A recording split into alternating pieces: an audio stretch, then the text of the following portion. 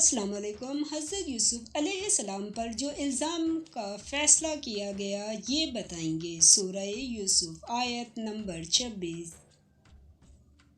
اعوذ باللہ من الشیطان الرجیم، بسم اللہ الرحمن الرحیم۔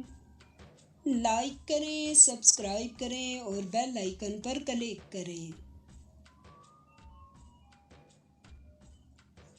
یوسف علیہ السلام نے کہا، کسی نے مجھ کو اپنی طرف مائل کرنا چاہا تھا۔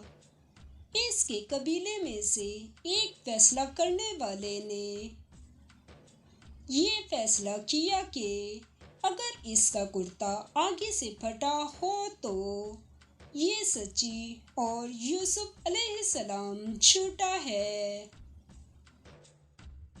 سورہ یوسف آیت نمبر 27۔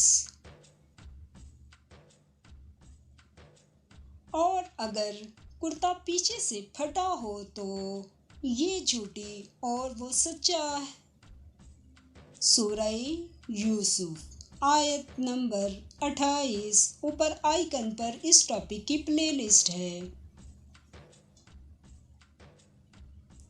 جب اس کا کرتا دیکھا تو پیچھے سے پھٹا تھا، تب اس نے زلیخا سے کہا کہ یہ تمہارا ہی فریب ہے، اور کچھ شک نہیں کہ تم عورتوں کے فریب بڑے بھاری ہوتے ہیں۔ سورہ یوسف آیت نمبر 29۔